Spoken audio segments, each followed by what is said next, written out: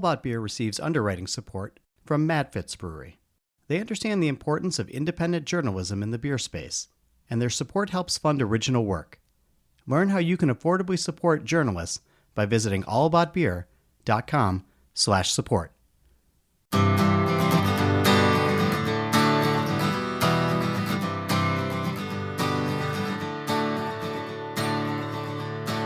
Welcome to Drink Beer, Think Beer, the podcast that gets to the bottom of every pint. I'm John Holl. Drinking beer can do a lot of good for the world. Lyke of Pints for Prostates is here to talk about his organization and the evolution of the Denver Rare Beer Tasting. First, keep up with the events we have going on and more by visiting our social media. We're at All About Beer across all of the major platforms. And if you have comments, guest suggestions, or just want to reach out, you can always email me at johnholl@allaboutbeer.com. That's JOHNHOLL. Speaking of email, if you go to our website, you can sign up for our newsletter. That's one of the best ways to get all we're producing right to your eyeballs. We're also supported by you. Head over to allaboutbeer.com/support and learn how just a few bucks can have a huge impact in supporting original journalism in the beer space. And on that note, thanks to this episode's sponsors. Today's episode is brought to you by Stomp Stickers. Stomp is built for the business community, serving everyone from small independents to larger franchises. Whether you need low minimums for a limited batch or bulk pricing for your go-to products, they've got you covered. Join thousands of breweries that trust Stomp for their custom printing needs. Go to stompstickers.com and try them out and score 15% off of your first order with the code FIRSTRUN. Shed 60-Minute IPA is a fantastically hoppy India Pale Ale that's beautifully balanced thanks to their unique continual hopping method. Delivering a pungent hop flavor that isn't crushingly bitter, 60-Minute is continually hopped throughout the boil for a full 60 minutes. Starting to see where the name comes from? Check out dogfish.com to learn more and to find some 60-Minute near you. Dogfish Head Craft Brewery, Milton, Delaware. Please drink responsibly. Beer 30 by The Fifth Ingredient is the ultimate command center. The most powerful brewery management software on the market, Beer 30 handles the entire brewing workflow, from recipe development to production. Once your beer is brewed and ready, it seamlessly manages your inventory and streamlines your brewery's sales and distribution, all in the same easy-to-use platform. Beer 30 lets you get back to the beer and to the people that made you fall in love with this industry in the first place. And no other brewery management software gives you the ability to truly master your business and get the insights that you need to thrive in an increasingly competitive industry. Visit thefifthingredient.com/allaboutbeer today to learn more and receive 3 free months of Beer 30. Pints for Prostates is an organization that has helped thousands get screened for prostate cancer since its founding nearly 20 years ago. Its signature event, the Denver Rare Beer Tasting, has been a staple of the Great American Beer Festival Week for about 17 years now. It's one of the most important beer events held each year, not just because of the amazing beers poured and the brewers that attend, but because of the educational and health awareness it promotes. All About Beer is a media sponsor of that event and has been for the majority of the tasting's run. Lyke, the founder of the organization and a well-respected beer writer in his own right, is here to talk about the evolution of the group and the tasting and what's in store for this year. Here's our conversation. Rick, take me back to the beginning of how Pints for Prostates came to life. Well, Pints for Prostates originated from the fact that I was an active beer writer back then, and I was diagnosed with prostate cancer in 2007. I had surgery on April 8th of 2008, and about a week after my surgery, my wife asked me if I was serious about that Pints for Prostates thing I had been talking about. And I had no recognition of ever uttering those words. My life was saved by a friend of mine who has since passed away from prostate cancer, who urged men to get screened. Everybody he knew, he was always talking about it. And I was 47 at the time. I didn't have any symptoms, no family history. I had really no reason to get screened.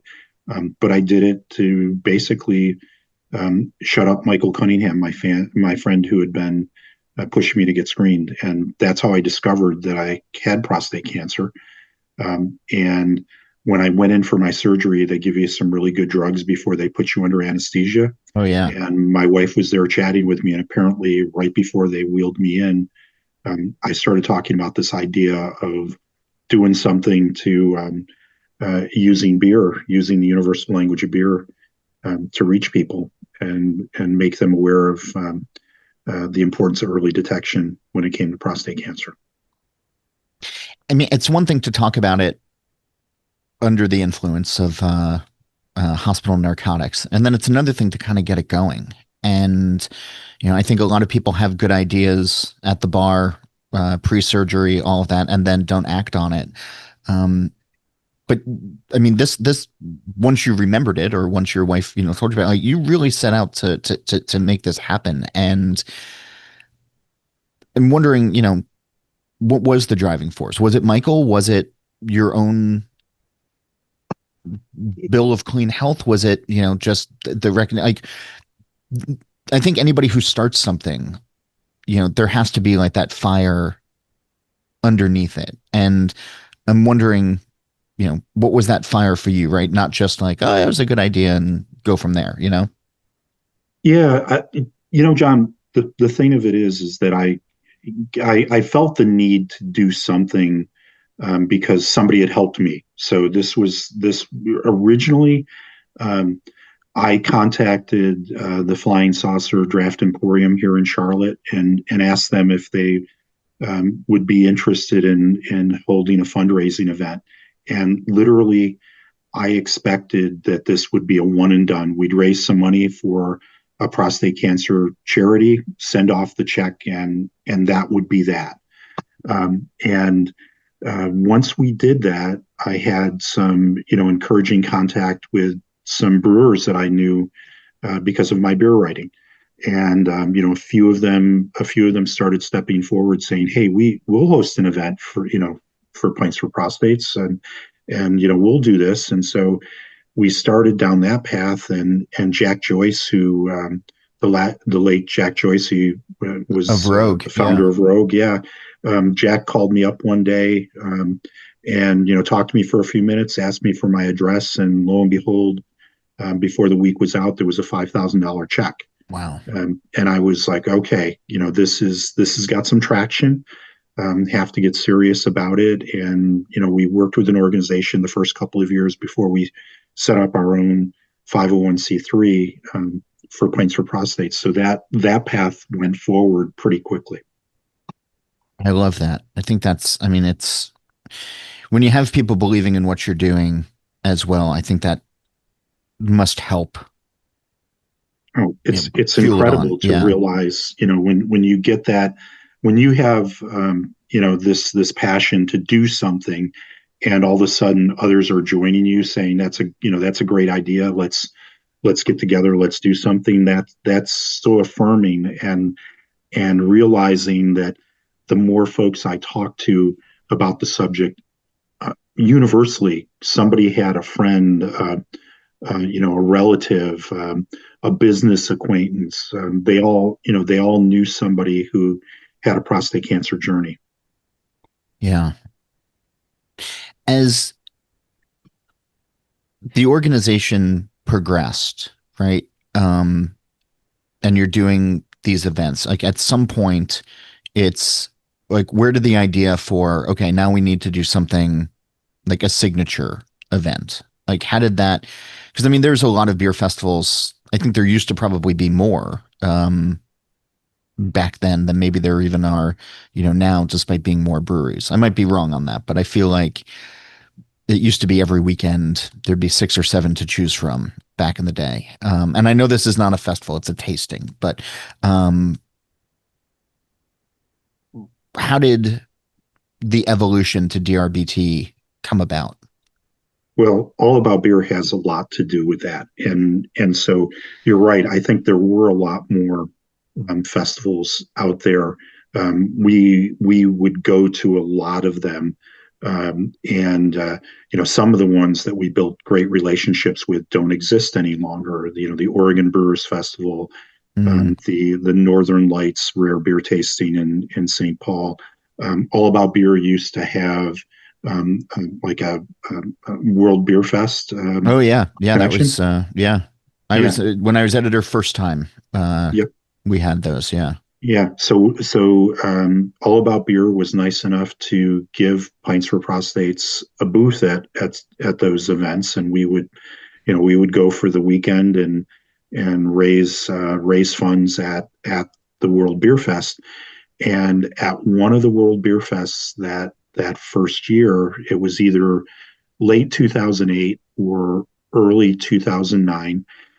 There was a brewer's tent at the World Beer Fest, and great place to take a break Yeah. because there were all these beers that brewers had brought to kind of bottle share with one another. And it was stuff that wasn't being poured on the out in the tents at the World Beer Fest. And so I found myself in there during one of the breaks with Daniel Bradford, the former publisher of All About Beer, and Yeah. we were chatting, and I just said, I think a lot of people who come to festivals like this would pay extra if they had access to these kinds of unique rare beers, if you will, vintages, special stuff from importers, things that the brewers brought that maybe they had made for a one-off event at their brewery, an anniversary or something like that. And Daniel and I got kind of into this conversation where I thought that it could fly. You got to realize back then, this is 2009. Not a lot of it was more of a quantity over quality story at a lot of these festivals. There weren't the specialized festivals out there. There were, whales weren't really that big of a thing yet. People weren't trading or selling, bottles that they got through clubs and stuff like that. That wasn't Yeah. quite a thing yet. But Daniel and I had kind of a gentleman's bet that if we tried to do a thing like this, that it would work. And Daniel was a little bit pessimistic about it. I was, the naive person saying, "Oh yeah, they'll come, Daniel. They'll definitely come." And so we decided that we would try something at that fall's Great American Beer Festival. We looked at the schedule, and there was this sort of Thursday night and Friday night, and then there were two sessions on Saturday, but there was nothing during the day on Friday. It was before there were a lot of side events Hmm. at GABF, and so we agreed we'd try to sell tickets. And All About Beer reached out to a group of brewers who said they would be on board. We had 24 breweries at the first one. We put tickets on sale, and they flew off the shelf. Um, we were audacious enough to price them at, I think GABF back then was $55 for a ticket, and we priced ours at $55 for a ticket, which is Yeah. kind of bold when GABF had several hundred breweries out on the floor at that point. We were going to have 24 breweries in the pool hall at Wynkoop that first year. And so the reception was so good. Again, I I think we were looking at the Denver beer tasting as being a one-off, but once we saw how well it worked, it became this annual tradition. Yeah. And I mean, I'm trying to figure out the first year. So that was '09 was the Oh first nine, year. yes, yep. So I probably was there the next year. I might have been there that year. I can't, I might have been in Denver that year, but not at DRBT. But I think it was probably 10 or even 11. Um, I'd have to go back and search when my first year out at GABF was, and then knowing Bradford and getting involved in all of that. But there was really something about those early days of the event, and I want to talk about the current days, but like those early days where there was this excitement in and around beer of ingenuity and experimentation and sort of working without a net. Hmm. And the brewers that you assembled in that room, who not only were there with themselves and then pouring, but were really excited. Like you wouldn't see a Boston Lager, you wouldn't see a Sierra Pale, or Fat Tire or whatever. Like the brewers, I think, really got into this idea and the spirit of rare. And I mean, even these days, like when, some of the folks, that come to DRBT, like still really get into that spirit of it. But were there some of those early beers that just kind of knocked your socks off, or just, holy crap, that's weird. I can't believe, I wonder if that's going to work. And then it did. Uh, you know, it's interesting. We actually, so we had 24 invited breweries, and we had a 25th sneak in, which is an interesting story. But we have T-shirts from that event that I actually had one out the other day, and I was looking at the beers, because on the back of the T-shirt we treated it like a concert T-shirt where we printed the breweries and the beers they were pouring, and perfect, you know, to be perfectly honest about it, I would say that 21 or 22 of those beers that were on the back of the shirt that first event could show up at this year's event and be perfectly in place and considered a rare beer. I mean, right out of the gate, Sam Adams had 2009 Utopias that they were pouring there. Not many people in the country had experienced Utopias at that point. Yeah. Sierra Nevada brought a barrel aged Scotch ale. There were very few, barrel aged programs in the country at that point. They were starting to be a thing. They were there. Uh, Alaskan Brewing bought their 2009 smoked porter, but they also brought a 1999 vintage smoked porter to pour at the event. Wow. I don't think at that point, I'd been writing about beer for a long time. At that point, I had never had a 10-year-old American 10-year-old American aged beer at that point, and that beer was fantastic. Yeah. It's that's wild. So there were, so we had a couple of, we've had a couple of guiding sort of rules for the brewers that agree to come and pour at the event. One is that you have to send a brewer or an executive to be there at your table to meet beer fans and talk to them. And then the second thing is we want a beer that is not poured at GABF on the floor, or not available around town at other bars for people to buy. It's a rare beer event, so the beer should be rare. And my sort of guidance to brewers is that if I was a regular at your tap room and I walked in and saw that you had that on your list that day, I wouldn't leave without having that beer, because I knew that if I left, I might not get it again.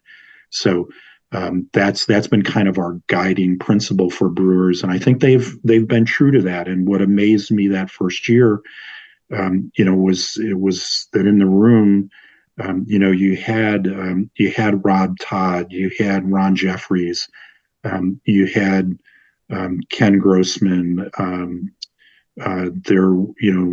Garrett Oliver from Brooklyn Brewing was there. I was hopeful that they would have representatives there, but they all turned out, and it created this this place for brewers to get together that they have said to me over the years that it feels more like kind of an old time beer festival where they would run into each other and have time to socialize. And that's one of the special things about the Denver beer tasting. You'll see them hanging out. They'll walk together and try each other's beers, stop at other tables, chat up the brewers. So it's been cool right from day one in that regard. Who is the 25th brewer that snuck in?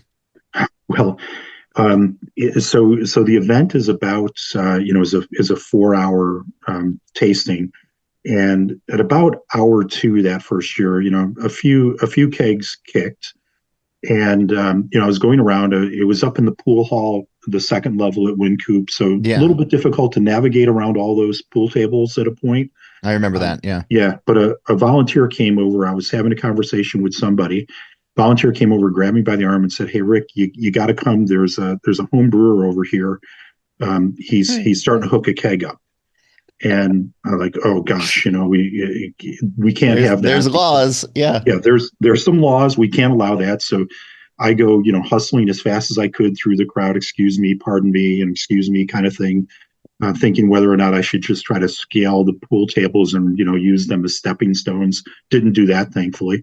So I get over to where Brooklyn had been and had kicked, and I see Adam Avery hooking a keg up, Just and some and home I brewer.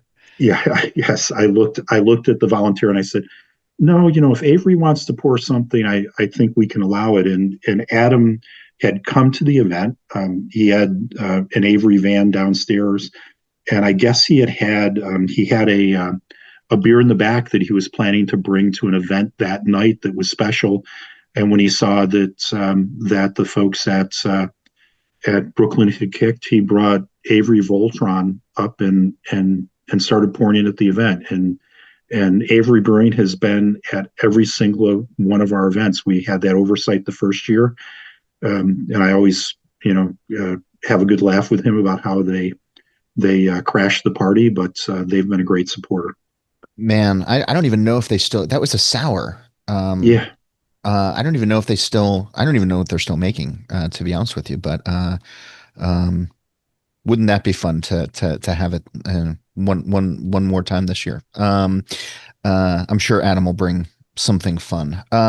So after Wincoop, uh, the event got bigger. You moved to the Civic Center in Denver for a good couple of years, and I know we had some fun at that location, and some scary moments at that location as well. There's one that I remember of a brewery trying to sneak out fast, uncoupling a keg that was still under pressure and spraying the walls, and thankfully not hitting the art, which was important. And then it last year moved to Bierstadt, which really saves me a move because that's usually where I would go after DRBT anyway. So now all I have to do is go upstairs. It's getting downstairs that's difficult afterwards. But um, so Bierstadt last year and now Bierstadt this year on the Thursday of GABF. I will point out tickets are sold out, which is incredible. So I mean, not surprising, but incredible nonetheless that here we are in mid-August and an October event is sold out. What are you excited about for this year? well, one of the things, just being back in a brewery is great, and It's fun. Yeah. we had our first 4 years at Wincoop, then we moved over to the McNichols Civic Center building, and then our 12th event, because of COVID, was held remotely. So we were there, and then last year and then this year at Bierstadt is a great. It's great. It's back to our roots. It brings people into a great Denver brewery. I'm excited just to see the energy from brewers. We're starting to get in the beers that they're supplying us with information on the beers. I would say first of all, we've got a great lineup of breweries. We've got 54 breweries committed at this point. Some of the old favorites are there, along with some new breweries that we're bringing in, that I think are going to be eye openers for some folks who maybe have not had their beer before. People like Benchtop Brewing from Virginia, Oh yeah. and Carton Brewing from New Jersey. Yeah. We've got some other folks coming in. Sacred Vice from Philadelphia is going to be I think something that people enjoy.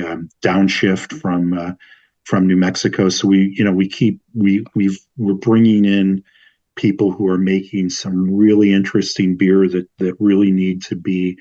It's not like they haven't been discovered. Some of these places have big followings. A company like Schilling Beer from New Hampshire that I've been particularly impressed with over the last few years, and they're building up a pretty big following. This is going to be their first Denver rare beer tasting, and so it's brands like that are coming in, along with some of our are traditional fan favorites that have me excited. That's one of the things, John. In looking at this, I wanted to have the same energy and sort of enthusiasm for the final Denver Rare Beer tasting as I did for the first one, and um, that's uh, that's come true because of the support from these breweries and what they're bringing to the party. So final one, you're calling this last call. How has it been running events for the last couple of years? Well, events are challenging now, and there's a number of reasons for that. The world in a lot of ways has changed because of COVID, and the craft beer industry for sure has changed. The anybody who organizes a special event or a festival these days will tell you that ticket buyers are much more likely to um, be put things off and wait until the last minute to buy tickets. And if you're an event venue and that's what is going to happen, and you're running a series of events, you can kind of afford to have the odd ugly one where it doesn't sell well, and oh, okay, we took a loss on that event, but the other 7 or 8 this month have been good. In the case of an organization of a not-for-profit like Pints for Prostates, where the Denver Beer Tasting is our major fundraiser, it's a scary experience. When we came back for the 13th event, and then the 14 and last year 15, tickets did not really get moving selling like they had before COVID, and it would always be sort of the final weeks and final days leading up to the event where we got to where we needed to be. Last year we sold out. The night before the event. I went to bed, there were tickets remaining. When I woke up, we were sold out. This year we sold out 70 days in advance. Wild. Yeah. So that's a big change. Brewers also, fewer are going to Denver for GABF. They're still entering beers, they're still sending beers, but fewer are there. And with our kind of approach where we want brewers in the room to meet the beer fans, becomes a little bit of a recruitment challenge. And the other thing is ticket buyers, for at least for us. I don't know about GABF in total, but for us, we traditionally had about 75% of our ticket buyers came from outside of Colorado. Yeah. That was pre-COVID numbers. After COVID, it started shifting.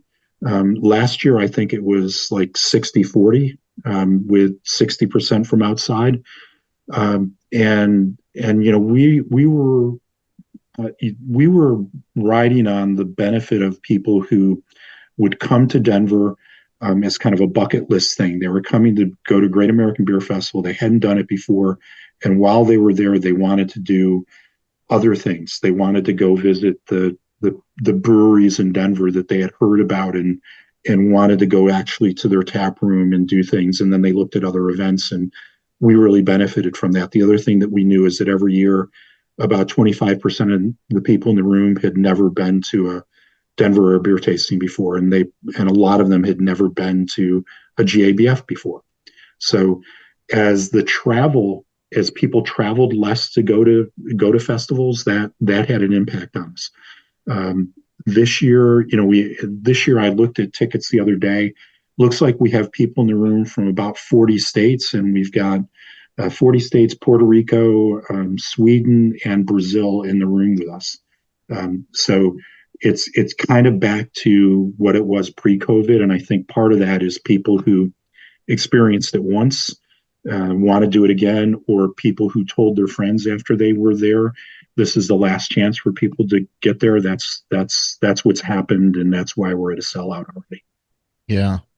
No, it's been and I don't say this lightly, it's been an important event. And I'm sorry that, that this is looking like the last one, because it has been, I think, the camaraderie is there. but I know brewers have had important conversations with each other about, the beers that they've brought that is then they've gone back to their own breweries and upped their game.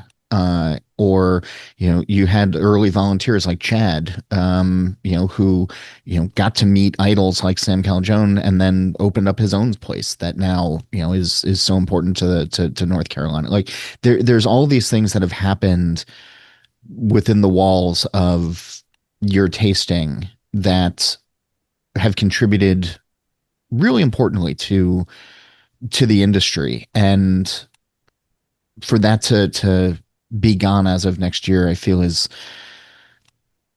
a loss. But it's also, the memories that everybody has made and the times that everybody has made, wouldn't have been possible without your drug fueled dreams. So thank you for that.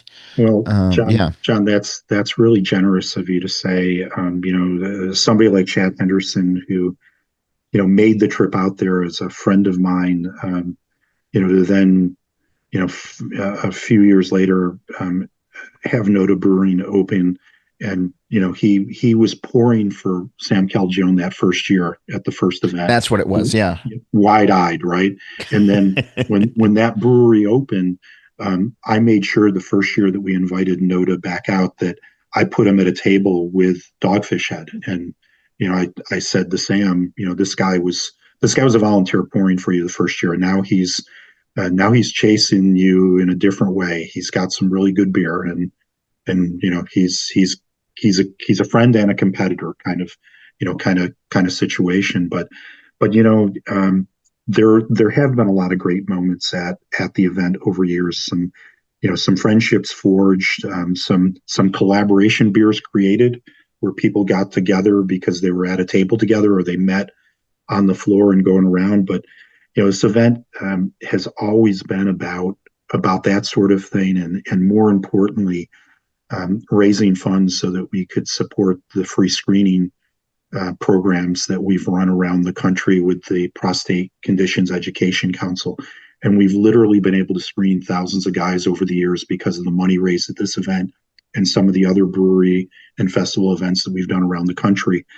And I don't see individuals numbers. Obviously, there's HIPAA regulations, and so I don't see your results or anybody else's results. But I do get a roll up report at the end of the year that says here's how many people we screened, and we screened for prostate specific antigen, the PSA test, which is what saved my life, along with cholesterol levels for heart disease and glucose for diabetes, and then testosterone, which is a marker for a number of male health situations. But the results we've gotten back have saved lives.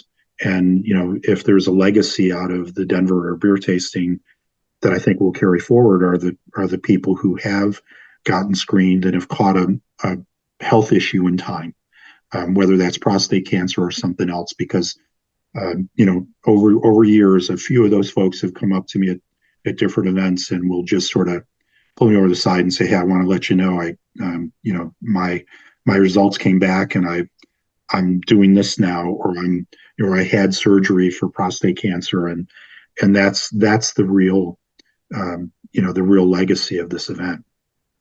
And it's important to kind of come back to that, and I'm glad you did, because it as much fun as it is for an afternoon, the work that happens throughout the rest of the year, and has happened for all these years, it just can't be overstated. So thanks for the dose of reality and bringing us back to that. There's a couple of things I want to talk about just quick before I let you go, but so tickets are sold out, but there is going to be an online auction. Yeah. So you don't have to have a ticket for that. You don't have to have a ticket for that, and that online auction will open up a week or 10 days before the event itself, and there's going to be a lot of great things in there. And some not great things too. Yeah, well, that's one of the things I wanted to bring up here, because we are sold out, but we want to give a chance for somebody to get a chance to buy to bid on a chance for two people to get into the event. And what we're thinking is that we'll let them into the event at about 30 minutes early.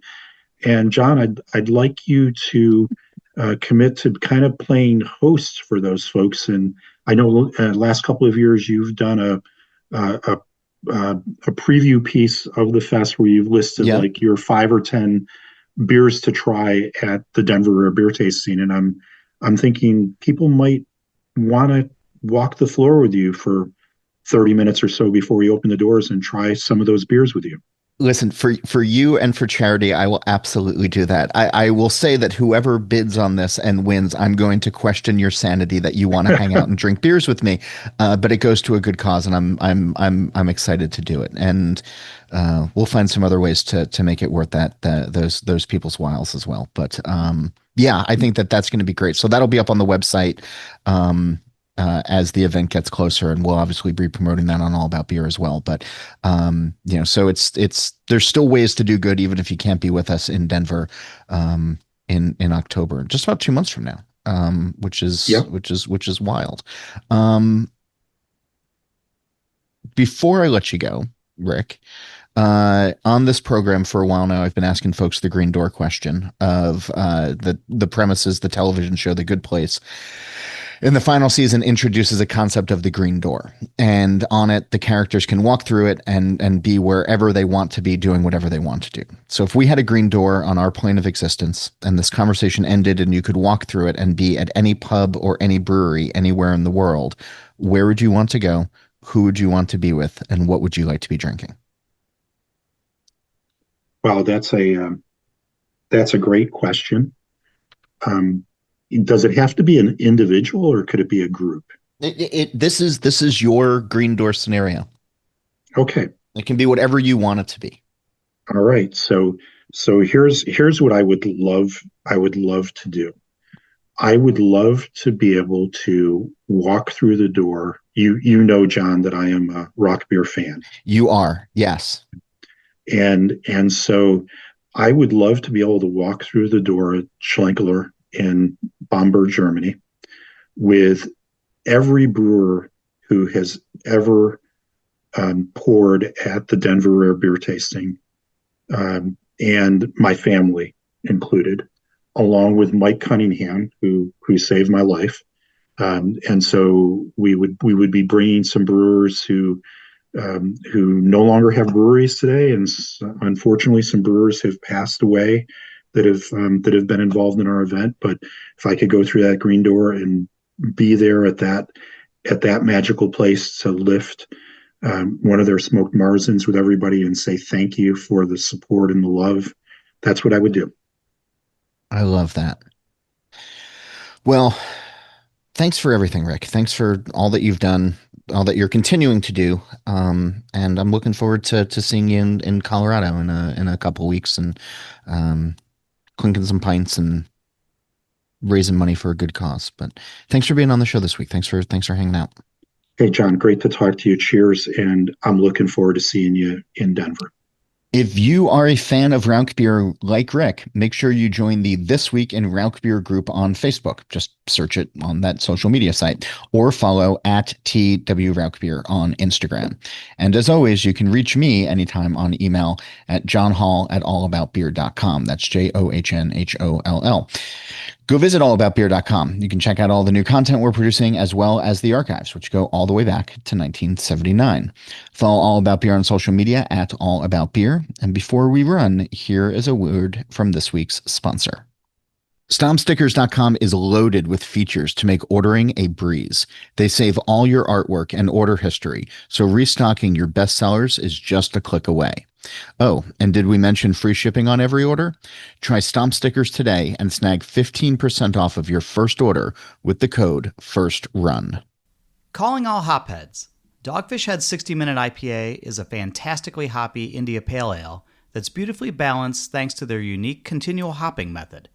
Delivering a pungent hop flavor that isn't crushingly bitter, 60 Minute is continually hopped throughout the boil for a full 60 minutes. Starting to see where the name comes from? Check out dogfish.com to learn more and to find some 60 Minute near you. Dogfish Head Craft Brewery, Milton, Delaware. Please drink responsibly. If you're running a brewery, owner or operator, Beer 30 by The Fifth Ingredient is the ultimate command center. The most powerful brewery management software on the market, Beer 30 handles the entire brewing workflow, from recipe development to production. Once your beer is brewed and ready, it seamlessly manages your inventory and streamlines your brewery's sales and distribution, all in the same easy-to-use platform. Beer 30 lets you get back to the beer and to the people that made you fall in love with this industry in the first place.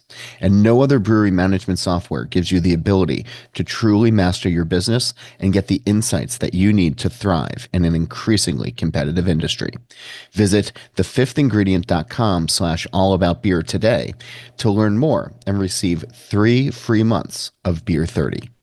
All About Beer has a podcast channel. Just search and subscribe on your podcast platform of choice. Still This Beer has new episodes every Monday, and the BYO Nano podcast comes out on the 15th of every month. As for this show, Nate Weber does the music, Jeff Quinn designed our logo, and I'm John Holl. New episodes release every Wednesday, and that's when I'll be back again to drink beer and to think beer.